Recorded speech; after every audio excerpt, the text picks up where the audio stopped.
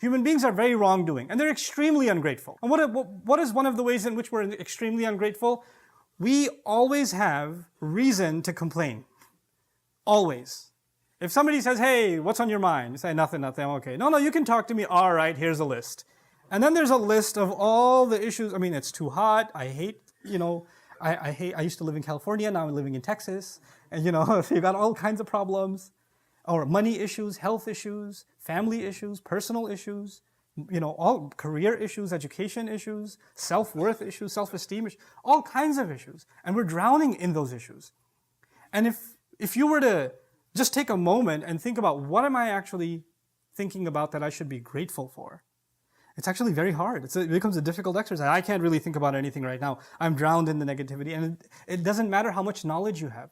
It doesn't matter how long your beard is or how tightly your hijab is worn. This has nothing to do with the outside of our Islam. This is something that's happening inside of our hearts. So you and I could be hufaz of the Quran. We could have all the knowledge in the world, but gratitude isn't there because we're always negative. We're always complaining. We're always looking at what's wrong around us. The word shukr has to be understood a little bit deeply also. Shukr is different from hamd. The Quran begins with Alhamdulillah. That's where the Quran begins. Now the words Alhamdulillah, the word hamd is actually a combination of two things, and I'd like you to remember that. I know I say a lot of things in a khutbah, but a few things I'd like you to keep with you even after you leave. So here's one of those things. Hamd is two things. It's praise and gratitude. It's praise and gratitude combined together. Now what does that mean? When you see a nice car drive by, you praise it. Oh, nice car. You didn't thank the car. You weren't grateful to the car, you just praised it. So that's praise. But when someone gives you the nice car, then you're very grateful and you say thank you. That's gratitude. Sometimes you can have praise without gratitude. It's possible. And sometimes you can even have gratitude without praise. That happens too. I mean, Ibrahim alayhi salam is really grateful to his father. He raised him. But he's not going to praise his father because his father builds idols. So you could praise you can be grateful to someone even though they're not praiseworthy. Musa alayhi salam was grateful to the Pharaoh for raising him, but that doesn't mean he's going to praise him. Those two things don't have to go hand in hand. Sometimes people, when you thank them, they expect you to praise them also. Those two things don't necessarily go together. But with Allah, they always go together. Praise and thanks always go together. This passage is actually not about praise. Because it's not anihmad lillah. You see? It's anishkur lillah, about gratitude alone. Just being grateful. We're not even getting to the praise yet. When you have gratitude and praise combined, then we graduate to something called hamd. This is even before hamd.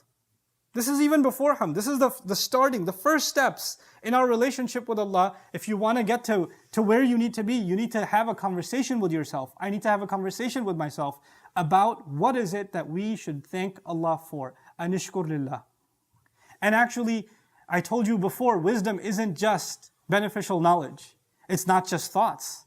It's actually what translates into behavior, translates into outlook, translates how do you perceive things, how do you understand things. You probably heard the phrase a million times. Is the glass half empty or half full? Someone with praise of Allah is going to praise Allah that there's water here. Someone without the shukr of Allah, rather, the gratitude, is going to say, why isn't it full? Why didn't you bring it from the fridge? Why is this room temperature? All the things that are wrong with it. That's the attitude of someone who doesn't have shukr, right? So this is an attitude that he embodied. And then Allah says, profound wisdom from Allah, وَمَنْ يَشْكُرْ فَإِنَّمَا يَشْكُرُ لِنَفْسِهِ. Because this is Allah's way of telling us that what He's teaching us right now isn't just about Luqman. He says, and whoever is grateful, meaning not just Luqman, whoever learns from this and becomes grateful, then he's only doing so for his own self. فَإِنَّمَا يَشْكُرُ لِنَفْسِهِ. You're only doing it for yourself. The thing is, either I'm greedy or unhappy all the time, right? I'm unhappy with the relationship I'm in. I'm unhappy with my children. I'm unhappy with my parents. I'm unhappy with my friends. I'm dissatisfied with the house I live in. I'm dissatisfied with the job that I have, with the clothes that I'm wearing. I'm dissatisfied with the way I look. I'm dissatisfied with my education. I'm dissatisfied with people's opinions of me. I'm constantly dissatisfied, right? If this is who I am, if that's the case, then you know what? And you think I want more of this and more of this and more of this, then actually the ayah is teaching us you're only harming yourself. You're actually hurting yourself. You're drowning yourself in negativity, and it's paralyzing. It becomes paralyzing for you. Living a life of gratitude is actually liberating. It frees you from negative thoughts and makes you capable of doing more with yourself. It actually gives you energy. It makes you optimistic. It gives you a boost. And you're able to do things otherwise you weren't able to do. I find that this is my experience. Hopefully yours is not the same experience.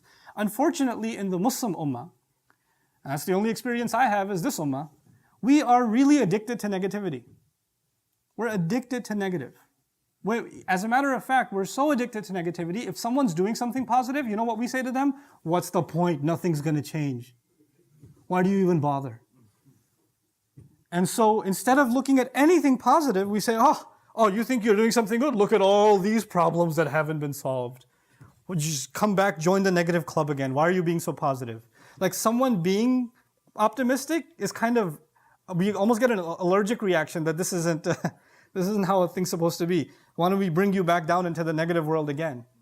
Right? So this, and unfortunately sometimes this, from those we look up to. Parents, for example.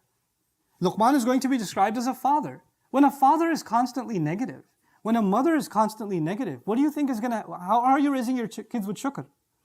If they always see you complaining, if they always see you upset, if they never see you appreciate, not them, not anything else, there's never a happy look on your face. And a lot of people that come up to me and speak with me, a lot of them don't identify themselves as religious Muslims, right? Sometimes people come and meet me and say, I've seen some of your videos and stuff, but I don't really go to a mosque, or I don't, But I said, so tell me about this. Why don't you identify yourself with a religious community? Why do you feel uncomfortable with, people that you think are religious? You know what they tell me? They're always upset. They look angry all the time. They're just really angry. How is it that the people that have divine wisdom, which is supposed to translate the wisdom equals gratitude in this ayah. Hikmah, the summary of hikmah, the khulasa of hikmah, the lub of hikmah is what? Is shukr.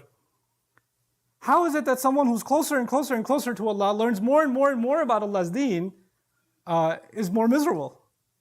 As a matter of fact, the more grateful you are, the more positive you are all the time. You just have a positive outlook on everything. And even if you are down, of course it happens, there are moments that we're down, we tell ourselves, what am I going to be grateful for now? And you pick yourself up again. I'm reminded of, Musa alayhi salam. I'm always reminded of Musa alayhi salam, but still, I'm reminded of Musa alayhi salam. He crosses the water, he's with the Israelites, they left their home, they're homeless. There are hundreds and thousands of them. They're homeless in the desert. They have no roof over their heads.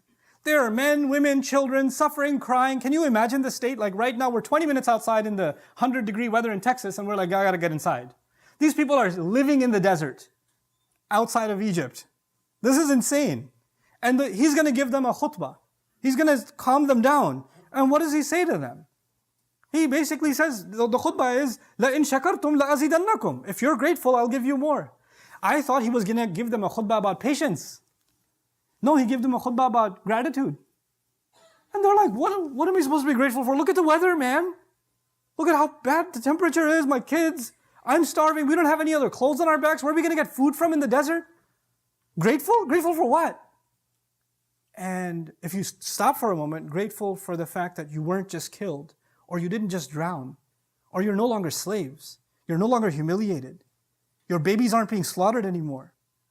Your women aren't being allowed to live in degradation.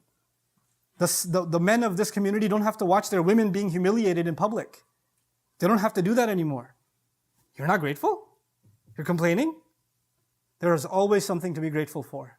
There's always something Allah takes you out of, pulls you out of. There's always something that could have been far worse. And so this wisdom is very hard to live by. And if someone does, then the only beneficiary is themselves.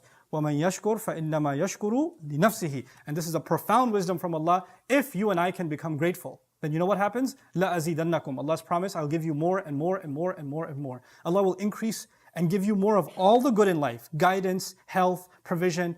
Everything will start falling into place if you can develop and I can develop gratitude.